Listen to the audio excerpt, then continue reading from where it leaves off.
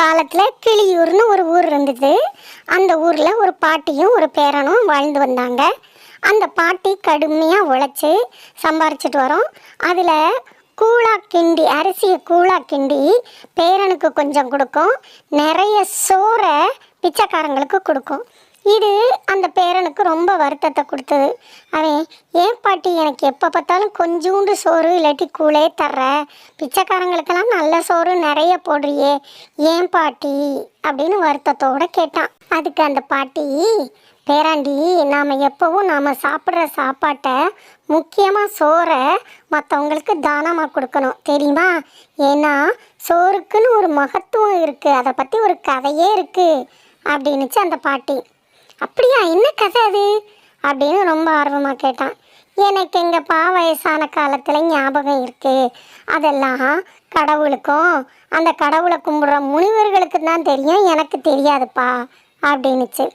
அப்போ நான் போய் அதை தெரிஞ்சுக்கிட்டு வரேன், முனிவர்கள்ட்ட காட்டுக்கு போய் முனிவர்கள்ட்ட கேட்டு தெரிஞ்சுக்கிட்டு வரேன் அப்படின்னு சொல்லி கிளம்பிட்டான் அவன்.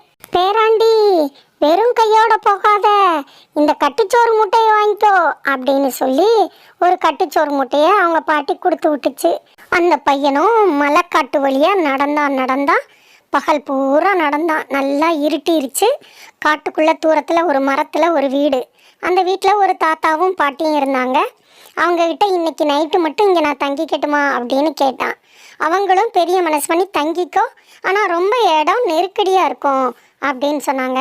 சரின்னு தங்கிக்கிட்டான். உனக்கு கொடுக்கறதுக்கு சாப்பாடு ஒன்று கூட இல்லையேப்பா, பகல்னா கூட நான் எங்கேயாவது போய் சாப்பாடு தேடிட்டு வந்துடுவேன் அப்படின்னாங்க அந்த தாத்தாவும் பாட்டியும். அதுக்கு அவன் சொன்னான், நானே கட்டு சோறு கொண்டு வந்திருக்கேன், நம்ம எல்லாரும் இதை சாப்பிட்லாம் அப்படின்னு சொல்லி அவன் தாங்கிட்ட இருக்க சோறை அவங்களுக்கும் கொடுத்து 3 பேரும் அதை பகிர்ந்து சந்தோஷமாக சாப்பிட்டாங்க.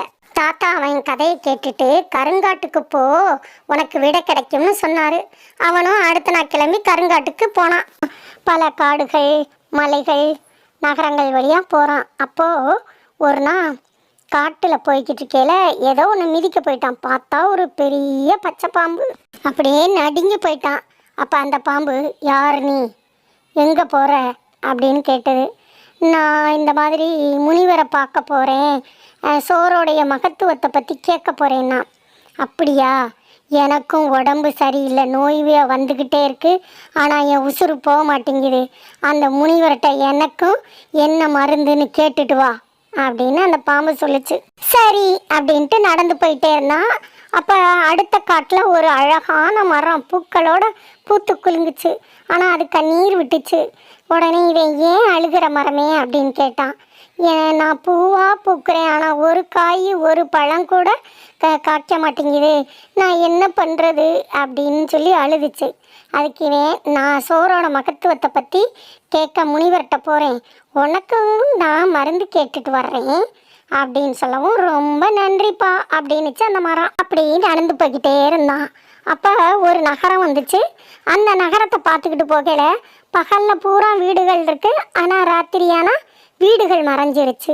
என்னடா அது அதிசயம்னு பார்த்துக்கிட்டு போனான். மக்கள், நீ இதுக்கு ஏதாவது ஒரு வழியை முனிவர்கிட்ட கேட்டு வாப்பான்னு சொன்னாங்க.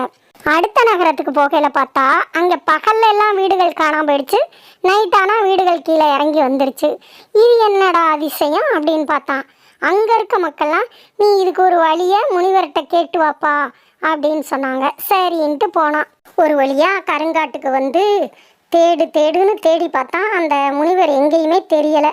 அதனால ஒரு மரத்தடியில் சோர்ந்து போய் உட்காந்து இறைவனை கும்பிட ஆரம்பித்தான். அப்போ திடீர்னு பார்த்தா அந்த முனிவர் அவனுக்கு முன்னாடி தோன்றி, உனக்கு என்ன வேணும் அப்படின்னு கேட்டார். இவன் வரிசையாக எல்லாருடைய கதைகளையும் சொல்லி, எல்லா பிரச்சனைக்கும் எனக்கு தீர்வு வேணும் அப்படின்னு கேட்டான்.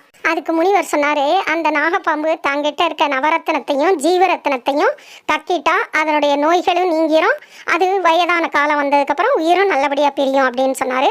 அதே போல் அந்த பெரிய பூமரத்துக்கு அடியில், வேர்க்கடியில் ஒரு தங்க புதையல் இருக்குது, அதை பிறருக்கு கொடுத்துட்டா அந்த பூமரம் காய்க்க ஆரம்பிச்சிடும் அப்படின்னு சொன்னார். பகலில் வீடுகள் காணாமல் போகுதில்ல, அந்த நகரத்தில் இருக்க ஏழை எளிய மக்களும் பெண்களும் அளவுக்கு அதிகமான வேலையால் நசுக்கப்படுறாங்க. அதனால அங்கே பகலில் வீடுகள் காணாமல் போகுது. இரவில் கொள்ளையர்கள் அதிகமாக வந்து மக்களுடைய பணத்தை திருடுறாங்க. அதனால இரவில் அங்கே வீடுகள் காணாமல் போகுது. அந்த ராஜாக்கள் சரியானபடி ஆட்சியை செஞ்சால் இதெல்லாம் நீங்கிரும் அப்படின்னு முனிவர் சொன்னார். சரி, பிறருக்கு சோறு போடுறதுடைய மகத்துவம் என்ன, அதை சொல்லுங்க அப்படின்னு கேட்டதுக்கு, நீ போகிற பாதையில் புரிஞ்சுக்குவ அப்படின்னு முனிவர் சொல்லிட்டு மாயமாயிட்டாரு. இவன் திரும்பி போய் மாமரத்துக்கிட்ட சொன்னான், மாமரம் எனக்கு அடியில் இருக்க புதையில நீயே தோண்டி எடுத்துக்கோன்னு சொல்ல அவன் அதை தோண்டி எடுத்துக்கிட்டான். அடுத்து நாகத்திட்ட போய் சொல்ல, நாகம் என்கிட்ட இருக்க அந்த 2 ரத்தினத்தையும் நீயே வாங்கிக்கன்னு சொல்லி அவன்கிட்ட கக்கிருச்சு. அதுவும் நிம்மதியாக நோயிலிருந்து விடுபட்டுச்சு.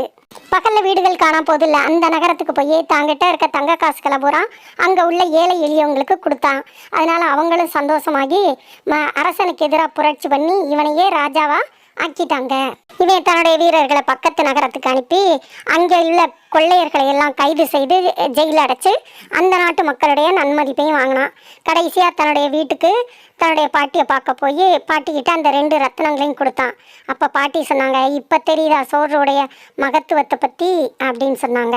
அட ஆமாம்ல அப்படின்னு வியந்து பாட்டியும் தன்னோட அழைச்சிக்கிட்டு பாட்டியை ராஜா மாதாவாக்கி தானும் ராஜாவா நல்லாட்சி செஞ்சு நல்லா இருந்தான் அந்த பையன். இதுதாங்க பிறருக்கு சாப்பாடு கொடுக்கறதுடைய மகிமை.